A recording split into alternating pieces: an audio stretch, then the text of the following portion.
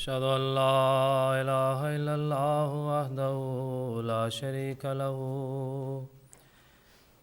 وأشهد أن محمدًا عبده ورسوله أما بعد فأعوذ بالله من الشيطان الرجيم بسم الله الرحمن الرحيم فقد لبثت فيكم عمرا من قبله افلا تعقلون۔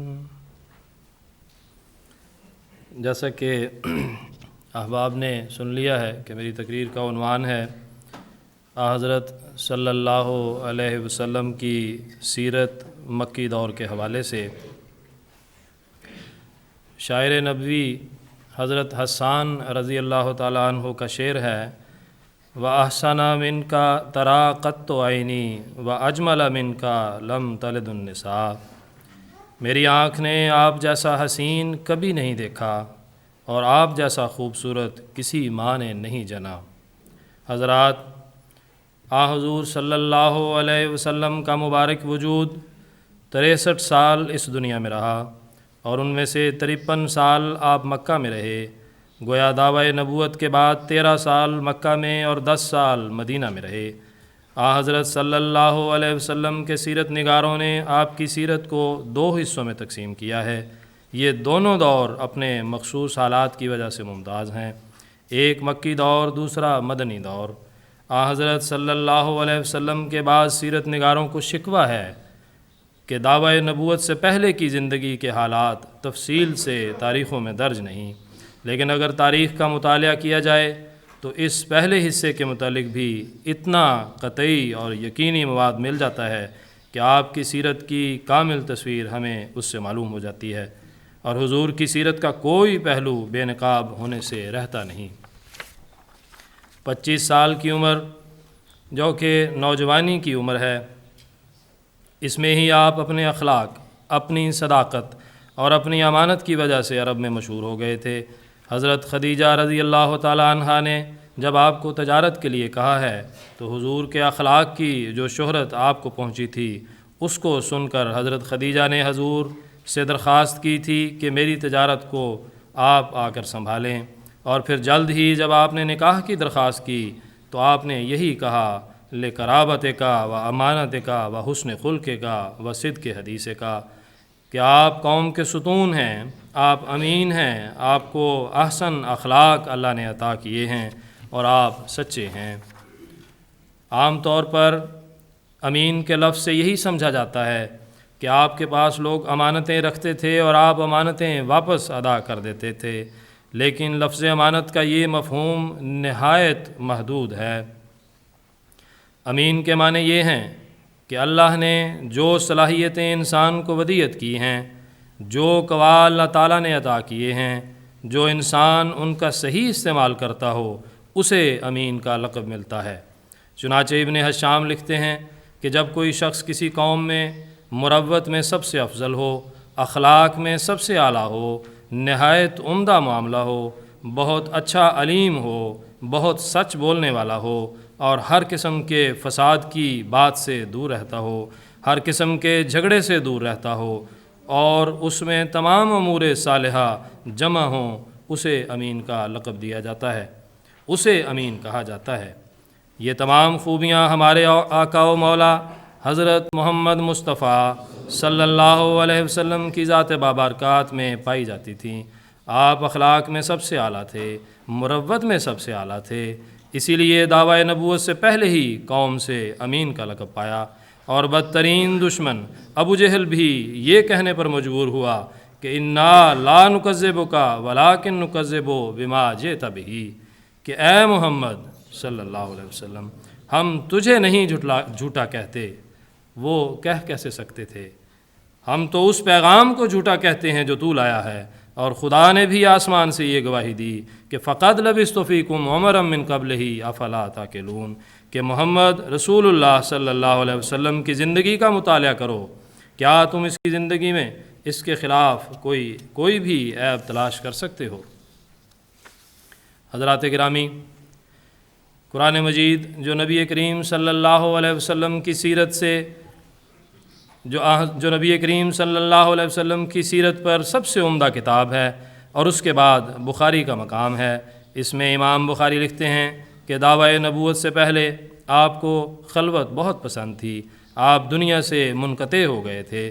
حضرت ابراہیم علیہ السلام نے تو دعوی نبوت کے بعد کہا تھا کہ انی ذاہب الی ربی، لیکن میرے آقا صلی اللہ علیہ وسلم دعوی نبوت سے پہلے ہی دنیا سے منقطع ہو چکے تھے اور خدا کے متلاشی تھے۔ تبھی خدا نے کہا وَوَجَدَكَ ضَالًّا فَہَدَىٰ، کہ تو ہمارا متلاشی تھا، تو ہمارا عاشق تھا، تب ہم چل کر تیری طرف آ گئے۔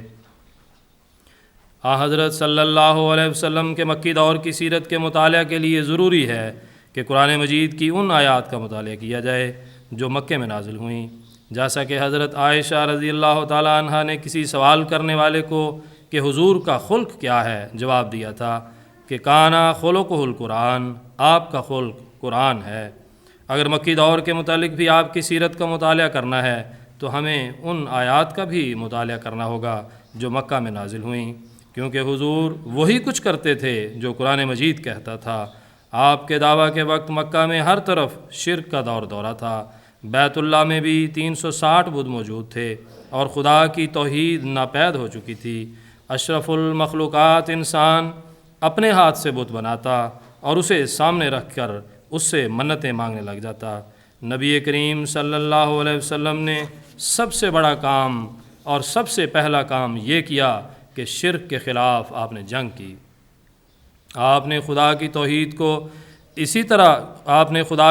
کو اس طرح دلوں میں بٹھایا کہ مکہ نہیں بلکہ آپ کی زندگی میں ہی تمام عرب کے اندر اور اس کے باہر بھی دنیا خدا کی توحید کی اقراری ہو گئی تھی، اور ان بتوں کے پروہتوں نے آپ کی زندگی میں ہی اقرار کیا کہ یا رسول اللہ، اگر ہمارے یہ بت، یہ ہمارے مظلومہ خدا کسی کام کے ہوتے تو آج آپ کا خدا غالب نہ ہوتا۔ آپ کی اپنی زندگی میں یہ موقع آ گیا کہ ایک ایک بت کے سر پر چھڑی مار کر آپ نے خانہ کعبہ سے نکالا اور فرمایا جال حق و زہق الباطل ما یبدأ الباطل و ما یعید، حق آ گیا اور باطل مٹ گیا، اب باطل نہ نئے سرے سے آئے گا اور نہ ہی پچھلا عود کرے گا۔ توحید کی خاطر جتنی بڑی قربانیاں خود آپ اور آپ کے صحابہ نے دیں، ان کی مثال ملنا محال ہے، جس سے ہمیں پتہ چلتا ہے کہ توحید کی محبت دلوں میں سرایت کر چکی تھی۔ اس لیے ہر قربانی جو توحید کی خاطر کرنا پڑی انہوں نے کی۔ چنانچہ واقعہ ہے کہ خود نبی کریم صلی اللہ علیہ وسلم ایک دن خانہ کعبہ کے سایہ میں نماز ادا کر رہے تھے کہ ایک شخص غصے سے لال پیلا آیا۔ جب آپ فارغ ہوئے تو اس نے آپ کے گلے میں پٹکا ڈالا اور اس کو بل دینا شروع کر دیا، یہاں تک کہ آپ کی آنکھیں باہر آنے لگیں۔ حضرت ابو بکر صدیق رضی اللہ تعالیٰ عنہ دوڑے آئے اور کہا اتقتلون رجلا ان یقول ربی اللہ، ظالموں، اس شخص کو اس لیے قتل کرنا چاہتے ہو کہ یہ کہتا ہے کہ میرا رب اللہ ہے؟ ان ظالموں نے حضور کو تو چھوڑ دیا اور حضرت ابو بکر صدیق رضی اللہ تعالیٰ عنہ کی داڑھی اور اس کے سر کے بالوں کو پکڑ لیا اور ان کو مارنا اور پیٹنا شروع کر دیا۔ بلال کے واقعہ کا کس کو علم نہیں؟ امیہ بن خلف، جن کے آپ غلام تھے، اس کے اوباش لڑکے بلال کے گلے میں رسی ڈال لیتے اور مکے کی گلیوں میں گھسیٹتے پھرتے۔ جب سورج سر پر آ جاتا اور عرب کی ریت کا ذرہ ذرہ انگارے کی طرح ہو جاتا تو حضرت بلال کو باہر لاتے، اس ریت پر لٹا دیتے، سینے پر سل رکھ دیتے اور کہتے لا تزال حتی تکفر بمحمد و تعبد اللات والعزی، بلال تو اسی طرح ہی مر جائے گا۔ بچاؤ کی صرف ایک ہی صورت ہو سکتی ہے کہ محمد رسول اللہ کا انکار کر دے اور لات اور عزیٰ کی خدائی کا اقرار کر لے۔ جب وہ یہ کہتے تو ادھر سے بلال کی ایک ہی آواز بلند ہوتی کہ احد احد، اللہ ایک ہے، اللہ ایک ہے۔ تاریخ دان لکھتے ہیں ورقہ بن نوفل پاس سے گزرتے تو کہتے احد احد واللہ یا بلال، خدا کی قسم بلال، بلال واقعی خدا ایک ہے، اللہ ایک ہے۔ اور پھر ان کی طرف مخاطب ہو کر کہتے اللہ کی قسم اگر تم نے اسے مار دیا تو یاد رکھو یہ تو نشان ماتم بن جائے گا۔ سامعین کرام، تاریخ کا ایک اور واقعہ پیش کرتا ہوں کہ جب نبی کریم صلی اللہ علیہ وسلم توحید کی تبلیغ سے نہ رکے تو 3 بار قریش کے سردار ابو طالب کے پاس وفد بن کر آئے۔ انہوں نے مختلف قسم کی لالچ بھی دی اور ابو طالب کو دھمکی بھی دی، اور ایک موقع پر عمارہ بن ولید ایک خوبصورت ترین نوجوان ساتھ لے کر گئے کہ یہ لے لو اور محمد ہمارے سپرد کر دو، کیونکہ یہ جو محمد نے شروع کیا ہوا ہے ہم اسے برداشت نہیں کر سکتے۔ ادھر ہمارے بتوں کو برا بھلا کہتا ہے اور کہتا ہے کہ خدا کو ہی سب طاقتیں حاصل ہیں اور یہ بت کسی کام کے نہیں۔ اور ایک موقع پر جب انہوں نے بڑا دباؤ ڈالا اور انہوں نے کہا کہ ابو طالب اگر تو اپنے بھتیجے کو منع نہیں کر سکتا تو ایک طرف ہٹ جا، یہ ذمہ داری ہمیں سونپ دے۔ تاریخ میں لکھا ہے کہ ابو طالب نے حضور کو بلایا اور کہا، اے میرے بھتیجے مجھ پر رحم کر، فلا تحملنی ما لا اطیق، اور مجھ پر وہ بوجھ نہ لاد جو میں اٹھا نہیں سکتا۔ لکھا ہے کہ تب نبی کریم صلی اللہ علیہ وسلم نے فرمایا، اے چچا یہ مجھے توحید کی تبلیغ سے باز رکھتے ہیں، خدا کی قسم اگر میرے دائیں ہاتھ پر سورج رکھ دیں اور بائیں ہاتھ پر چاند لا کر رکھ دیں اور پھر کہیں کہ خدا کی توحید کی تبلیغ سے باز آ جاؤ تو میں پھر بھی خدا کی توحید پھیلانے سے رک نہیں سکتا۔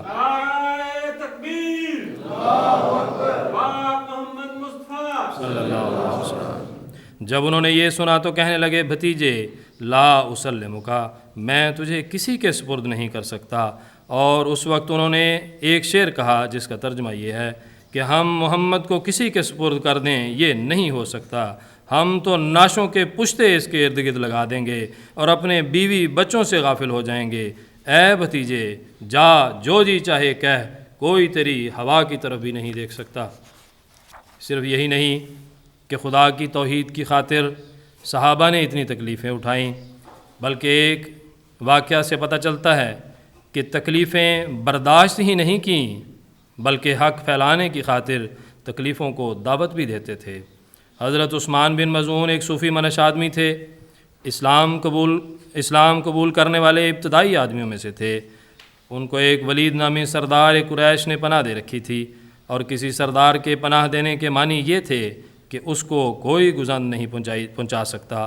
وہ کہتے ہیں کہ مجھے یہ خیال آیا کہ میں تو بڑی خیریت سے پھرتا ہوں اور میرے ساتھیوں کو، میرے دینی بھائیوں کو تکلیفیں دی جاتی ہیں، خدا کی قسم مالا اصیب بہی، جو مجھے نہیں پہنچتی، یہ تو بڑا نقص ہے، یہ تو بڑی کمزوری ہے۔ ولید کے پاس آئے اور کہنے لگے، ولید میں تمہاری امان تمہیں واپس کرتا ہوں۔ ولید نے کہا، بھائی کیا تمہیں کوئی تکلیف پہنچی ہے؟ کیا تم نے یہ محسوس کیا ہے کہ میری پناہ کے کوئی معنی نہیں ہے؟ انہوں نے کہا، نہیں، بات صرف یہ ہے کہ میں اب صرف خدا کی پناہ میں رہنا چاہتا ہوں۔ اس نے کہا کہ اچھا ٹھیک ہے، میں نے تو خانہ کعبہ میں جا کر تمہارے لیے پناہ کا اعلان کیا تھا، وہاں جا کر ہی اب یہ اعلان بھی کر دو۔ چنانچہ وہاں جا کر اعلان کیا کہ میں آج سے ولید کی پناہ سے باہر آتا ہوں اور میں خدا کی پناہ میں آنا چاہتا ہوں۔ اللہ کی قدرت، وہیں امتحان شروع ہو گیا۔ وہاں ایک شاعر بیٹھا ہوا تھا اور اپنا کلام سنا رہا تھا، اور سرداران قریش ارد گرد بیٹھے تھے۔ اس نے یہ مصرع پڑھا، الا ما خل اللہ باطل، کہ سوائے خدا کے ہر چیز مٹ جانے والی ہے۔ یہ کہنے لگے، صدقتا، تو نے سچ کہا۔ پھر اس نے کہا، کل نعیم لا محالۃ زائل، کہ یہ بھی پھر یاد رکھو کہ ہر نعمت جو ہے وہ جانے والی ہے۔ یہ کہنے لگے، کذبتا، تو نے جھوٹ بولا ہے۔ نعیم الجنت لا یزال، کہ جنت کی نعمتیں تو ضائع نہیں ہوں گی۔ اس شاعر نے کہا، اے سردارو، میری پہلے تو کبھی بھی اس طرح بے عزتی نہیں ہوئی۔ ان میں سے ایک آدمی اٹھا اور اس نے آپ کو اس زور سے تھپڑ مارا کہ آپ کی آنکھ باہر نکل گئی۔ اب وہ ولید وہیں بیٹھا ہوا تھا، کہنے لگا کہ میری پناہ میں ہوتے تو یہ تو نہ ہوتا۔ انہوں نے کہا، آنکھ کا کیا ہے، اللہ کی قسم میں تو اس کی پناہ میں آ گیا ہوں جو تجھ سے زیادہ طاقتور اور پناہ دینے والا ہے۔ عثمان بن مظعون اور بلال کی قربانیاں توحید کے لیے رائے گاہ نہیں گئیں۔